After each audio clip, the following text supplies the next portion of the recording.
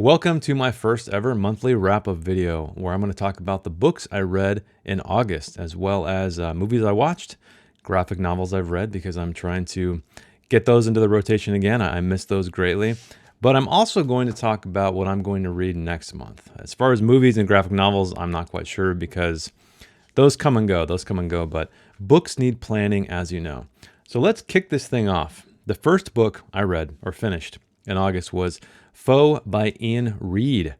Love the book. I just uploaded a review of it. Highly recommend it. Ironically enough, the trailer for the film just dropped as well, so go check that out. But it was such a great psychological, near future sci-fi, speculative science fiction story about relationships. Really, that's the core of what the thing is about. It just doesn't feel that way, right? It's billed as a thriller, and it definitely is in its own way, in its own slow burn kind of way. But anyway, check out the review. Absolutely loved it. I got a list right here because I forgot everything. So the next book I read was, oh man, I talk about this guy all the time, Donald Ray Pollock, The Heavenly Table. I finally finished it.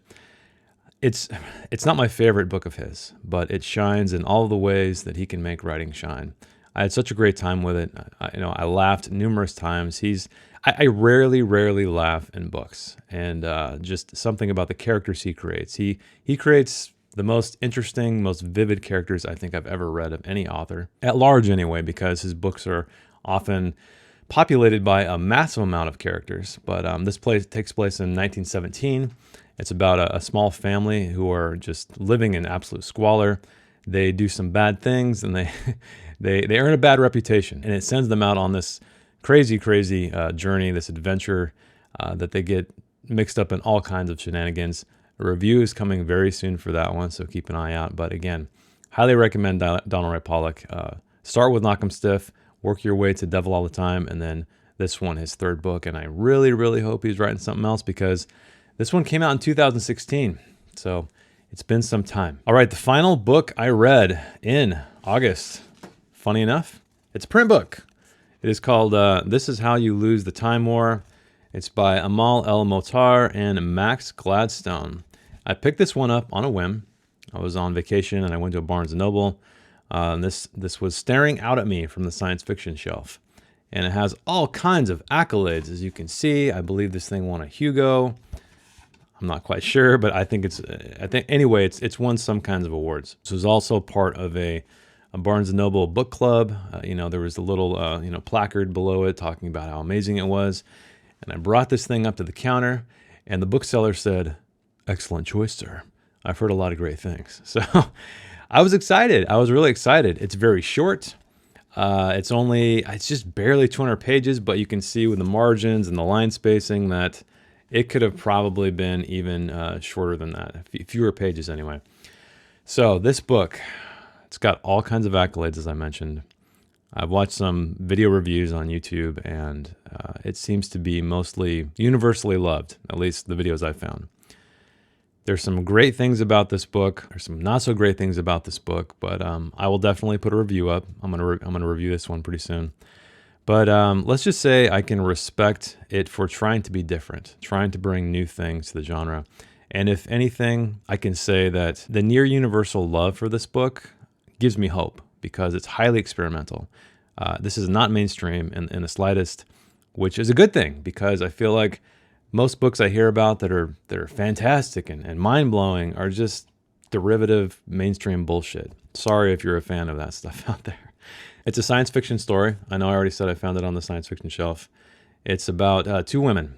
It's in the far future where it's kind of hard to explain, but they're time jumping, and they're sort of like resculpting history. They're represented by these two factions. One's called the Agency, and one's called the Garden, I believe. So with that nomenclature, I'm sure you can guess that one's leaning heavily into the more biological territory, and the other one is heavily tech-based. So they start a correspondence, an epistolary correspondence, and it turns into love. It turns into love. Anyway, I don't want to get too far into it. Let me know if you've read this one, because again, heard a lot of great things. Wasn't super impressed with it, but anything that is a Hugo Award winner anymore just doesn't impress me. Editing Jason here because I forgot one book as well that I read. Well, I read about half of it. That is Inherent Vice by Thomas Pynchon. You'll know that I did quit that novel if you were following along with the read along. It just, it's funny. It's one of those books, again, like this last one I just talked about, where there's a lot of things to respect about it. Thomas Pynchon has an amazing voice, a writerly voice. His prose is top notch, extremely, extremely unique, vivid. All the words I use all the time. I need a bigger vocabulary, right? Characters that completely just come off the page. I know, sounds a little bit cliche, but it's true. The story, though, right? It just, nothing was really happening at a pace that was satisfying to me. I love noir. I love California. I live in California. Not really fond on stoner culture and surf culture and hippies and stuff, but I'm open to it, I guess. I just remember watching the film and being bored out of my mind. I remember I had to stop it and then go back and say, let me give this another shot. That's really a terrible thing to do with a film because they're so short. I was hoping that Thomas Pynchon's work in this book would, I don't know, fill in the gaps, right? Illuminate some things that just made the movie fall apart for me. But unfortunately, it didn't. I really tried. And I'm thinking about making a quitting video. I don't know if it's worth it or not because I felt like I've expressed my opinion enough, but maybe it's a good way to just consolidate everything because I think there's some great things to talk about from a storytelling perspective on how like you can respect something but not like it. I think that's something that very few booktubers or reviewers in general tend to address, right? That they're always coming at it from the subjective angle, which is totally valid because a lot of times you're watching people because of their subjective opinions. But again, I like to focus my stuff on, not just how I feel about things, but articulate them in such a way through writing craft because I write. And that's really important to me. Not just saying, oh, I didn't like it. It was too violent. It sucked or the language is bad or it was boring. It's just, I don't get much out of that. Anyway, I will move on now. All right, that is the final novel I read. Let's move on to graphic novels. This one, been meaning to pick this one up for a long time. This is called Reckless by Ed Brubaker and Sean Phillips. What reminded me was my friend, Britton. He runs the channel Some Okie Dude. He reviewed this recently, and so I said, you know what? I'm going to read this damn thing already because I love noir. I love this kind of gritty retro crime stuff, and it was good. It was decent. It didn't blow me away. The art is pretty cool. It fits the vibe, right? So it has this kind of, I don't want to call it simplistic, but very heavy line work. Not super crosshatchy, but just crude is a good word, maybe. It was a good time. I can't say it, like I said, I can't say that it's something that immediately made me want to go pick up the subsequent books, but I do like that they're all standalones. So it's kind of a Lee Child sort of Jack Reacher kind of vibe where I believe it's not chronological, but it's just kind of separate stories. But that was a good one. Another one that I didn't finish yet, but I started is called The Few. And this is by Sean Lewis and illustrated by Hayden Sherman. It's a science fiction, post-apocalyptic story. It's all self-contained, which I'm a massive fan of. I hate reading series that just go on and on and on. It's like, just fucking end the story already. But what caught my eye was the the blurbs on the back, and of course the striking artwork. It's super rough. It's super sketchy. It's just there's a lot of motion to it. You can see right here, it's doing so much with so little. But there's some Cormac McCarthy quotes on the back, because it's about a woman who finds a child and he's wearing a gas mask, and he's kind of a troubled child that's linked to some political things that are going on, I guess. Well, not political things, but just plots that are going on. And yeah, it didn't grab me. I'm a few issues in, because this is all of the issues collected, but it's okay. It's okay. I'm going to finish it. And if you have any graphic novels out there that you think I would be into, let me know in the comments below. All right, let's talk about the films. Let's talk about the films I watched. First one was the Danny Boyle, Alex Garland classic, 28 Days Later. It's been a long time since I saw this movie that redefined the zombie genre. It's one of those things that was so special to me, even way back then when I first saw it in the theater. Yeah, I saw it in the theater. I watched it a few times since then, and we did a kind of a watch party on my Discord server. So join that if you want to check out more of those and talk to me and all the other people there. But man, after I've been studying writing for some time, you kind of pick up on cues, right? You pick up on things that writers are doing that I think a lot of people don't really recognize, right, when they're watching a movie.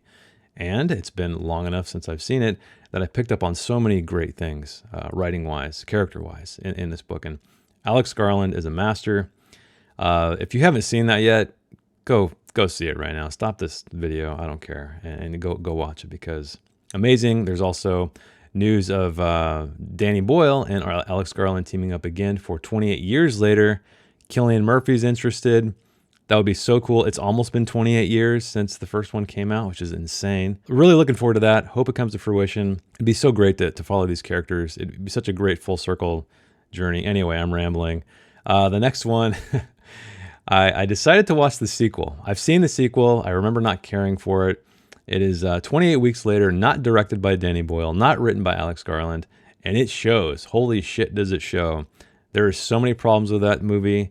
It's insane. It's plot over character again and again and again. It's just kind of a visceral experience or I guess shock value over any kind of storytelling. It's night and day different. It doesn't compare. It's not a good movie. Don't even bother with it if you haven't seen it. I guess maybe if you're curious about it, it's off the wall stupid. Okay, let me just put it that way. But then I decided, you know what?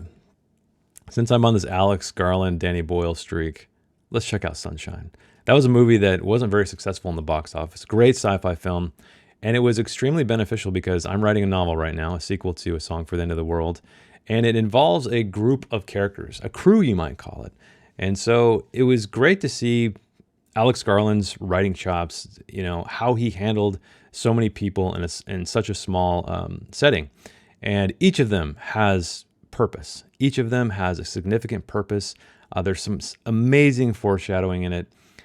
He did not waste a single character. I don't want you to think that they're all, you know, quote unquote archetypes. They are to a degree, but so much more than that. Cinematography is fantastic. It's a great movie through and through. I mean, I guess you could say the climax with the villain, the bad guy, so to speak, it's a little cheesy, and I think the camera work was a little bit overdone, at least the treatment of the camera work. But anyway, loved it. It helped me greatly. So Alex Garland, because I know you watch my channel, man, thank you for helping me just witness a master at work on how to balance multiple characters in a small space. The next movie I watched, or actually this is a TV show, Black Mirror Season 5. I stayed away from it. I heard Season 5 sucked, and then Season 6 came out, and I heard it was good. And then, well, Season 5, I've only watched 2 of the episodes. I still have 1 to go.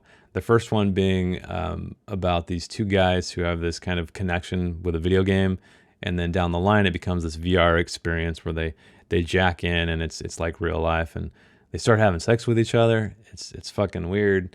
It was fine, I guess, but I can see the criticisms. The second episode, though, is far better. It was kind of a commentary on social media and how the addiction to it can really just take people to dark places and upturn their lives. And I thought that was a good one.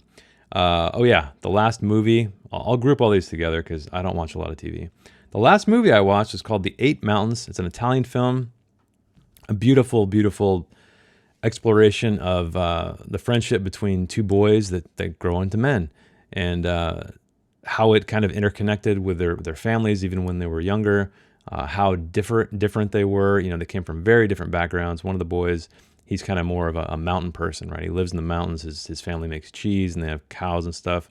The other guy lives in the city.